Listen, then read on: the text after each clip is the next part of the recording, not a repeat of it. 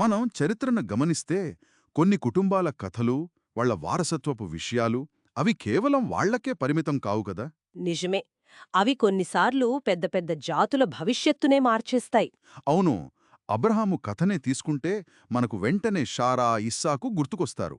కాని ఆయన కుటుంబ వృక్షం అదో పెద్ద కథ. చాలా హ్మ్. సంక్లిష్టమైనది. అవును. ఆదికాండము 25వ అధ్యాయం సరిగ్గా ఈ సంక్లిష్టతనే చూపిస్తుంది. అందుకే ఈరోజు మనం అధ్యాయంలోకి కొంచెం లోతుగా వెళ్దాం. అబ్రహాము చివరి రోజులు, అంటే కెతురా ద్వారా కలిగిన పిల్లలు, ఇష్మాయేలు వంశం గురించి, ఆ తర్వాత ఇస్సాకు కుటుంబంలో జరిగిన ఆ ముఖ్యమైన సంఘటన. యాకోబు, ఏసావుల జననం, వాళ్ళ మధ్య మొదలైన ఆ ఆ వైనం. కరెక్ట్. వీటన్నిటినీ పరిశీలిద్దాం. మన ఉద్దేశ్యం కేవలం పేర్లు తెలుసుకోవడం కాదు, ఈ బంధాలు, వాళ్ళు తీసుకున్న నిర్ణయాలు, అవి తర్వాతి తరాలలో ఎలా ప్రభావితం చేశాయో అర్థం చేసుకోవాలి. నిజానికి ఆదికాండము 25వ అధ్యాయము ఒక ఒక మార్పులాంటిది. అబ్రహాము శకం ముగిసి ఇస్సాకు అతని కుమారుల శకం మొదలవ్వడం. అవును. ఇదొక పునాది అన్నమాట. సరే, ఆ పునాది ఎలా మొదలైందో చూద్దాం. షారా చనిపోయిన తర్వాత అబ్రహాము కెతూరా అనే ఆమెను పెళ్లి చేసుకున్నాడు. అవును. కొందరు ఆమెను భార్య అంటారు, కొందరు ఉపపత్ని అని కూడా అంటారు. వారికి 6 కుమారులు పుట్టారని ఉంది. ఆరుగురా? వాళ్ళ పేర్లు? జిమ్రాను, యొక్షాను, మెదాను, మిద్యాను, ఇష్బాకు, షువహు. హ్మ్. ఈ పేర్లు ఊరికే జాబితా కాదు. ఉదాహరణకు యొక్షాను కుమారులు షేబా, దెదానులు. వాళ్ళు వ్యాపార మార్గాల్లో ప్రముఖులుగా మారారు. ఓ అలాగా. అలాగే మిద్యాను సంతతి అంటే మిద్యానీయులు. వాళ్ళు తర్వాత మోషే కథలో, ఇజ్రాయేలీల చరిత్రలో చాలా ముఖ్యమైన పాత్ర పోషిస్తారు. అంటే వీళ్లంతా అబ్రహాము రక్త సంబంధీకులే అయినా వాళ్ల దారులు వేరయ్యాయన్నమాట. ఇది చాలా ఆసక్తికరంగా ఉంది.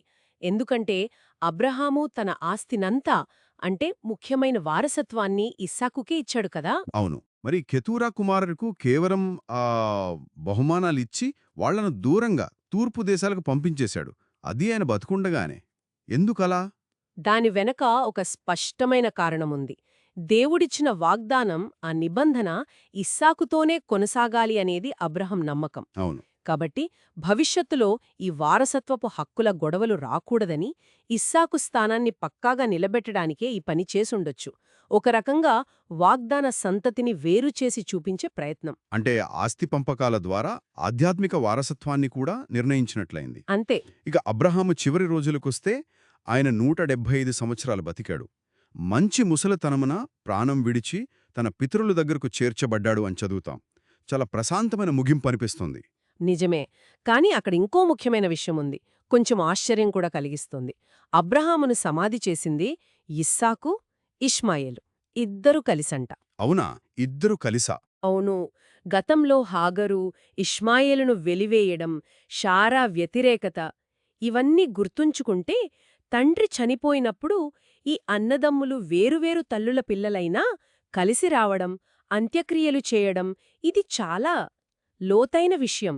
బహుశా తండ్రి మీద గౌరవం వాళ్ల మధ్య గొడవల్ని ఆ టైంలో పక్కనబెట్టిందేమో. అదే యుంటుంది. కుటుంబ బంధాలు ఎంత సంక్లిష్టంగా ఉంటాయో చెప్పడానికి ఇదొక ఉదాహరణ. తెగిపోయినట్లే కనిపించినా ఎక్కడో ఒక మూల అనుబంధం ఉంటుంది కదా.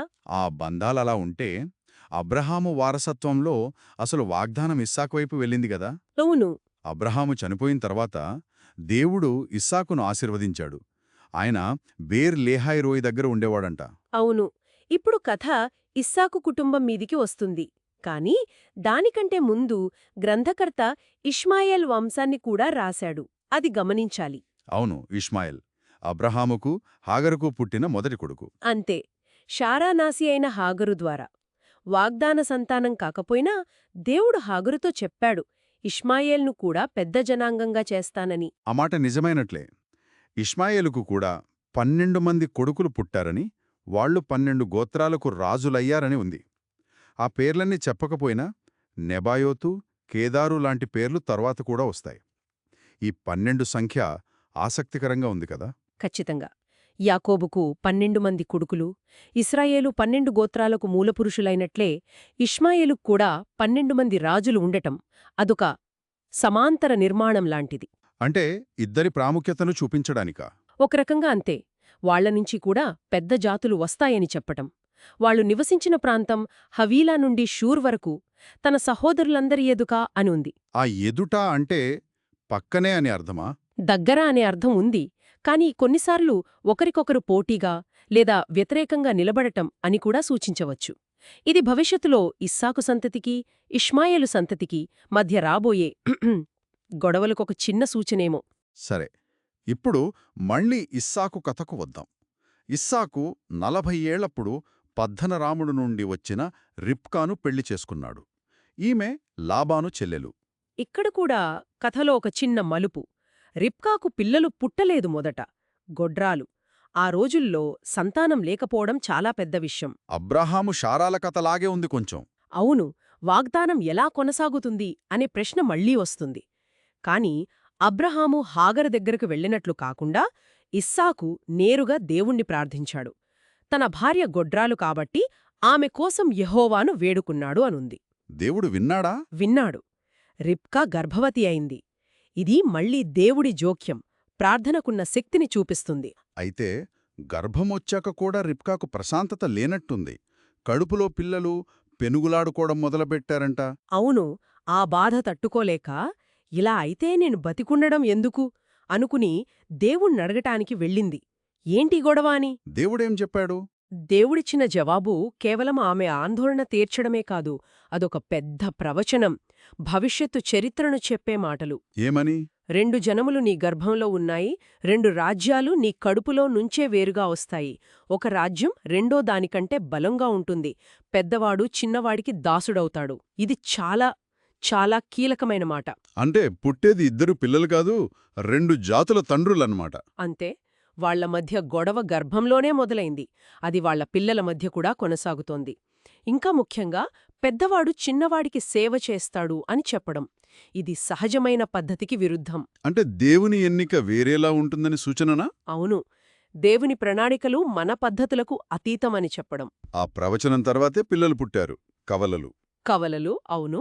మొదట పుట్టిన బాబు ఎర్రగా ఒళ్లంతా జుట్టుతో ఉన్నాడంట. అందుకే ఏషావు అని పేరు పెట్టారు. అంటే వెంట్రుకలు గలవాడు అనర్థం కావచ్చు. వెంటనే వెనకాలే రెండో బాబు పుట్టాడు. అతడి చెయ్యి ఏషావు మణిమిని గట్టిగా పట్టుకునుందంట.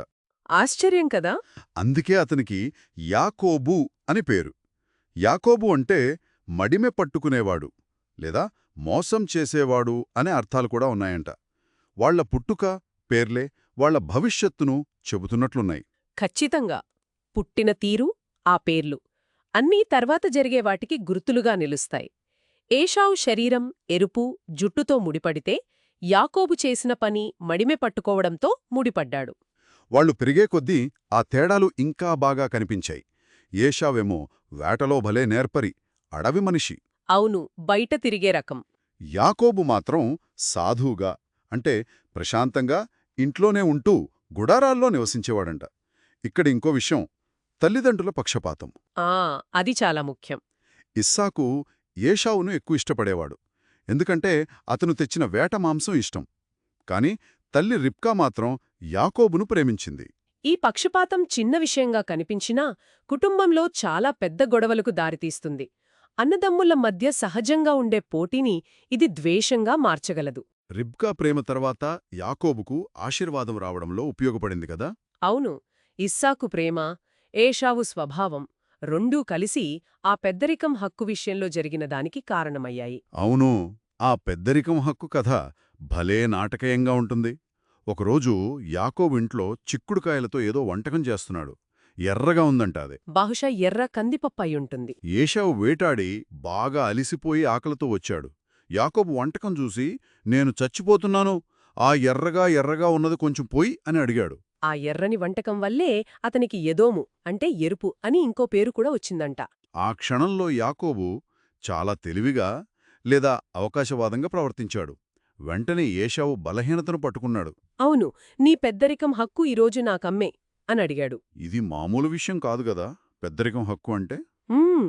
తండ్రి ఆస్తిలో డబుల్ షేర్, కుటుంబానికి నాయకత్వం, అన్నిటికన్నా ముఖ్యంగా అబ్రహాముకు దేవుడిచ్చిన వాగ్దానాలు, ఆ ఆశీర్వాదాలు పొందే హక్కు, అది వెలకట్టలేనిది.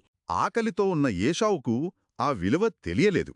అయ్యో, నేను చచ్చిపోతున్నాను గదా, ఈ పెద్దరికం నాకెందుకు అని నీరసంగా అన్నాడు. అతని దృష్టి అంతా ఆ పూట ఆకలి మీదే ఉంది. యాకోబు ఊరుకోలేదు. ముందు నాతో ఒట్టు పెట్టు అన్నాడు. ప్రమాణం చేయమన్నాడు. ఏషావు ఎంత ఆలోచన లేకుండా ఉన్నాడో ఇక్కడ తెలుస్తుంది. కేవలం ఆ పూట ఆకలి కోసం తరతరాలకు సంబంధించిన వారసత్వాన్ని గడ్డిపోచలా చూశాడు. ప్రమాణం చేసి అమ్మేశాడు. దీన్ని కేవలం యాకోబు మోసమనలేమేమో. అనలేము. ఏషావు తన హక్కు పట్ల చూపిన నిర్లక్ష్యం, అగౌరవం కూడా అంతే ముఖ్యం. చచ్చిపోతున్నాను అనడం అదో అతిశయోక్తి. ఆకలి తీర్చుకోడానికి వేరే దారిలేదా? ఇదతని స్వభావాన్ని చూపిస్తోంది. ప్రమాణమైపోయాక యాకోబు అతనికి రొట్టె ఆ వంటకమిచ్చాడు. ఏషావు తిని తాగి లేచి వెళ్ళిపోయాడు. ఆ చివరి వాక్యం చాలా పవర్ఫుల్గా ఉంటుంది. అలా ఏషావు తన జ్యేష్ఠత్వాన్ని తృణీకరించాడు. తృణీకరించాడు. దానికి విలువే ఇవ్వలేదు. ఈ సంఘటనతో దర్భంలో మొదలైన గొడవ బయటపడింది.